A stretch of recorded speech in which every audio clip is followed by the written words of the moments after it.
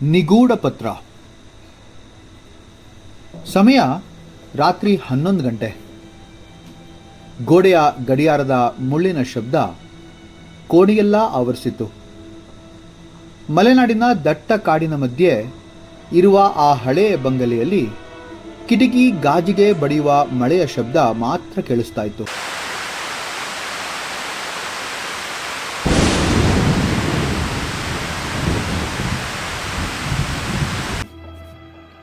ವಿಕ್ರಮ್ ಒಬ್ಬ forensic investigator. ತನ್ನ ತಂದೆಯ ನಿಗೂಢ ಸಾವಿನ ನಂತರ ಅವರು ಬಿಟ್ಟು ಹೋಗಿದ್ದ ಒಂದು ಹಳೆಯ ಡೈರಿಯನ್ನ ಹುಡುಕ್ತಾ ಈ ಮೌನ ಕಣಿವೆಗೆ ಬಂದಿದ್ದ. ಎಷ್ಟೇ ಹುಡುಕಿ ತಡಕಿದ್ರೂ ಯಾವ ಸುಳಿವು ಇಲ್ಲದೆ ಅಂಧಕಾರದಲ್ಲಿ ಕಳೆದು ಹೋದ ಅನುಭವ ಅವನಿಗಾಗಿತ್ತು. ಅವನ ಕೈಯಲ್ಲಿದ್ದ ಪತ್ರದಲ್ಲಿ ಕೇವಲ ಒಂದು ಸಾಲಿತ್ತು: ಸತ್ಯವು ಕಣ್ಣಿಗೆ ಕಾಣುವಂತಿದ್ದರೆ ಅದು ಸತ್ಯವಲ್ಲ. ನೆರಳಿನ ಹಿಂದೆ ಅಡಗಿರುವುದೇ ನಿಜ. ಎಚ್ಚರಿಕೆಯಿಂದ ಮುಂದೆ ಸಾಗು. ನೀ ಸಾಗಿ ಬಂದ ದಾರಿಯನ್ನ ಖಂಡಿತ ಮರಿಬೇಡ. ಹಠಾತ್ತನೆ ಬಂಗಲೆಯ ಕೆಳಮಹಡಿಯಲ್ಲಿ ಏನೋ ಧಪ್ ಎಂದು ಬಿದ್ದ ಶಬ್ದ ಆಯಿತು. ವಿಕ್ರಮ್ ತನ್ನ ಟಾರ್ಚ್ ಹಿಡಿದು ಕೆಳಗೆ ಹೋದ. ಅಲ್ಲಿ ಯಾರೂ ಇರಲಿಲ್ಲ. ಆದರೆ ನೆಲದ ಮೇಲೆ ಒಂದು ಹಳೆಯ ಫೋಟೋ ಬಿದ್ದಿತ್ತು. ಅದರಲ್ಲಿ ವಿಕ್ರಮ್ ತಂದೆ ಮತ್ತು ಮತ್ತೊಬ್ಬ ವ್ಯಕ್ತಿ ನಿಂತಿದ್ರು. ಆ ವ್ಯಕ್ತಿಯ ಮುಖವನ್ನ ಯಾರೋ ಬ್ಲೇಡಿನಿಂದ ಕೆರೆದು ಅಳಿಸಿ ಹಾಕಿದ್ರು. ಮರುದಿನ ಬೆಳಗ್ಗೆ ವಿಕ್ರಮ್ ಊರಿನ ಹಳೆಯ ಲೈಬ್ರರಿಗೆ ಹೋದ. ಅಲ್ಲಿ ವೃದ್ಧ ಲೈಬ್ರರಿಯನ್ ಸೋಮಣ್ಣನನ್ನ ಭೇಟಿಯಾದ. ತನ್ನ ಪರಿಚಯವನ್ನ ಮಾಡಿಕೊಂಡ. ಆ ಫೋಟೋ ತೋರಿಸಿದಾಗ ಸೋಮಣ್ಣನ ಮುಖದ ಬಣ್ಣ ತಕ್ಷಣ ಬದಲಾಯಿತು. ಅವನ ತುಟಿಗಳೆಲ್ಲ ಒಣಗತೊಡಗಿತು. ಇವನು 20 ವರ್ಷಗಳ ಹಿಂದೆ ಕಣ್ಮರೆಯಾದ ಶಂಕರ್, ನಿನ್ನ ತಂದೆಯ ಆಪ್ತ ಗೆಳೆಯ. ಇವರಿಬ್ಬರು ಸೇರಿ ಈ ಕಾಡಿನಲ್ಲಿ ಒಂದು ಪುರಾತನ ದೇವಾಲಯದ ಬಗ್ಗೆ ಸಂಶೋಧನೆ ಮಾಡ್ತಾ ಇದ್ರು. ಆ ದೇವಾಲಯದಲ್ಲಿ ಒಂದು ಬೆಲೆ ಬಾಳುವ ನೀಲಮಣಿ ಇತ್ತಂತೆ. ಆದರೆ ಒಂದು ದಿನ ಶಂಕರ್ ಕಣ್ಮರೆಯಾದ. ನಿನ್ನ ತಂದೆ ಹುಚ್ಚರಂತೆ ಆಸ್ಪತ್ರೆ ಸೇರಿದ್ರು ಎಂದು ಸೋಮಣ್ಣ ನಡುಗುವ ಧ್ವನಿಯಲ್ಲಿ ಹೇಳಿದ್ರು. ವಿಕ್ರಮ್ಗೆ ಅರ್ಥವಾಯಿತು.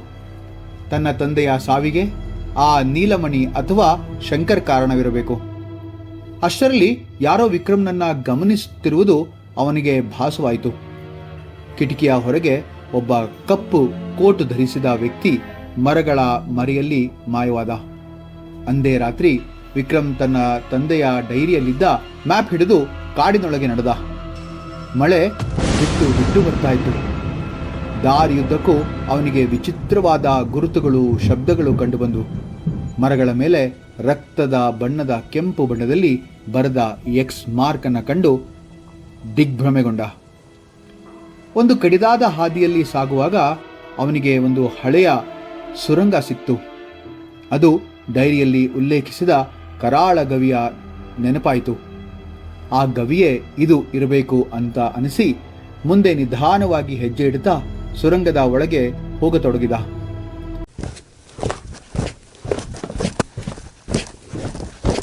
ಸುರಂಗದ ಒಳಗೆ ಹೋಗುತ್ತಿದ್ದಂತೆ ಗಾಳಿಯ ಒತ್ತಡ ಹೆಚ್ಚಾಗ್ತಾ ಹೋಯಿತು. ಒಳಗಡೆ ಗೋಡೆಯ ಮೇಲೆ ಚಿತ್ರ ವಿಚಿತ್ರ ಕೆತ್ತನೆಗಳಿದ್ವು. ವಿಕ್ರಮ್ ಮನಸ್ಸಿನಲ್ಲಿ ಏನೋ ಒಂದು ತರನಾದಂತಹ ಆತಂಕ. ಬಾಯಿ ಒಣಗಿದ್ರೂ ಉಸಿರಾಡಲು ಕೂಡ ಆಗದಂತಾಯಿತು. ಅಲ್ಲಿ ಒಂದು ಜಾಗದಲ್ಲಿ ನಿಂತಾಗ ನೆಲ ಹಠಾತ್ತನೆ ಕುಸಿಯಿತು. ವಿಕ್ರಮ್ ಕೆಳಗೆ ಬಿದ್ದಾಗ ಅವನಿಗೆ ಕಂಡದ್ದು ಬೆಚ್ಚಿ ಬೀಳಿಸುವ ದೃಶ್ಯ. ಅದೊಂದು ರಹಸ್ಯ ಲ್ಯಾಬೊರೇಟರಿಯಂತೆ ಕಾಣಿತು. ಅಲ್ಲಿ ಹಳೆಯ ಪೇಪರ್ಗಳು, ಕೆಮಿಕಲ್ ಬಾಟಲಿಗಳು ಮತ್ತು ಮಧ್ಯದಲ್ಲಿ ಒಂದು ಶವಪೆಟ್ಟಿಗೆ ಇತ್ತು. ವಿಕ್ರಮ್ ನಡುಗುವ ಕೈಗಳಿಂದ ಆ ಶವಪೆಟ್ಟಿಗೆಯನ್ನು ತೆರೆದ. ಆದರೆ ಅದರಲ್ಲಿ ಶವವಿರಲಿಲ್ಲ. ಬದಲಿಗೆ ಒಂದು ಅತ್ಯಾಧುನಿಕ ರೆಕಾರ್ಡಿಂಗ್ ಮಿಷನ್ ಇತ್ತು. ಅವನು ಅದನ್ನು ಪ್ಲೇ ಮಾಡಿ ಎದುರು ನೋಡಿದಾಗ ಅವರ ತಂದೆ ಮುಂದೆ ನಿಂತಂತೆ ಭಾಸವಾಯಿತು. ವಿಕ್ರಮ್, ನೀನು ಇಲ್ಲಿಗೆ ಬರ್ತೀಯಾ ಎಂದು ನನಗೆ ತಿಳಿದಿತ್ತು. ಅದು ಅವನ ತಂದೆಯ ದನಿ. ಶಂಕರ್ ಕೆಟ್ಟವನಲ್ಲ. ನಾವು ಸಂಶೋಧನೆ ಮಾಡಿದ್ದು ನೀಲಮಣಿಯ ಬಗ್ಗೆ ಅಲ್ಲ, ಬದಲಿಗೆ ಮನುಷ್ಯನ ಮೆದುಳಿನ ನೆನಪುಗಳನ್ನು ಅಳಿಸುವ ಒಂದು ಔಷಧದ ಬಗ್ಗೆ.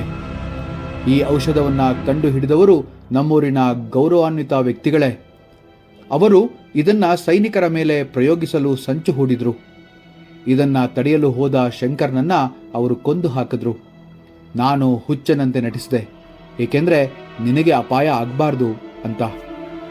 ಮಾತು ಮುಗಿಯುವಷ್ಟರಲ್ಲಿ ಹಿಂದೆ ಶಬ್ದ ಕೇಳಿಸ್ತು. ವಿಕ್ರಮ್ ತಿರುಗಿ ನೋಡಿದಾಗ ಅಲ್ಲಿ ಅದೇ ಲೈಬ್ರರಿಯನ್ ಸೋಮಣ್ಣ ನಿಂತಿದ್ರು. ಅವರ ಕೈಯಲ್ಲಿ ಈಗ ಪುಸ್ತಕಗಳ ಬದಲಿಗೆ ಒಂದು ಗನ್ ಇತ್ತು. ನೀನು ತುಂಬ ಬುದ್ಧಿವಂತ ವಿಕ್ರಮ್, ನಿನ್ನ ತಂದೆಯಂತೆ ಸುಮ್ಮನಿದ್ದಿದ್ರೆ ಬದುಕ್ತಿದ್ದೆ, ಸೋಮಣ್ಣ ಕ್ರೂರವಾಗಿ ನಕ್ರು. ವಿಕ್ರಮ್ ತಿರುಗಿ ನೋಡಿದಾಗ ಅವರ ತಂದೆ ಅಲ್ಲಿರಲಿಲ್ಲ. ವಿಕ್ರಮ್ಗೆ ಎಲ್ಲ ಅಯೋಮಯವಾಗಿ ಕಾಣತೊಡಗಿತು. ಸೋಮಣ್ಣ ಇಲ್ಲಿ ಏಕೆ ಬಂದ್ರು ಎಂದು ಯೋಚಿಸುತ್ತಿರುವಾಗಲೇ ಅವರ ಕೈಯಲ್ಲಿದ್ದ ಗನ್ ಕಾಣಿಸಿದ್ದು. ಈಗ ವಿಕ್ರಮ್ಗೆ ಎಲ್ಲ ಸ್ಪಷ್ಟ ಆಗ್ತಾ ಹೋಯಿತು. ಸೋಮಣ್ಣನೇ ಈ ರಹಸ್ಯ ಔಷಧದ ಮಾಸ್ಟರ್ ಮೈಂಡ್ ಆಗಿದ್ದ. ವಿಕ್ರಮ್ ತನ್ನ ಬುದ್ಧಿವಂತಿಕೆ ಉಪಯೋಗಿಸಿ ತನ್ನ ಟಾರ್ಚ್ನ ಹೈ ಬೀಮ್ ಬೆಳಕನ್ನು ಸೋಮಣ್ಣನ ಕಣ್ಣಿಗೆ ಹೊಡೆದ. ಸೋಮಣ್ಣ ಆ ಬೆಳಕಿನ ಪ್ರಖರತೆಗೆ ಕುರುಡರಾದಂತೆ ಒದ್ದಾಡುತ್ತಿರುವಾಗ ವಿಕ್ರಮ್ ಅವರ ಮೇಲೆರಗ್ದ. ಇಬ್ಬರ ನಡುವೆ ಚಟಾಪಟಿ ನಡೆದೇ ಹೋಯಿತು. ಭೀಕರ ಹೋರಾಟವೇ ಆಗೋಯ್ತು ಅಂತ ಹೇಳಿ.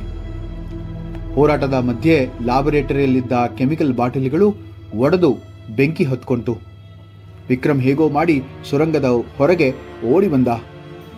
ಒಂದು ಭೀಕರ ಸ್ಫೋಟದೊಂದಿಗೆ ಆ ರಹಸ್ಯ ಲ್ಯಾಬೊರೇಟರಿ ಮಣ್ಣು ಪಾಲಾಯಿತು. ಬೆಳಗ್ಗೆ ಪೊಲೀಸ್ ಬಂದು ತನಿಖೆ ನಡೆಸಿದ್ರು.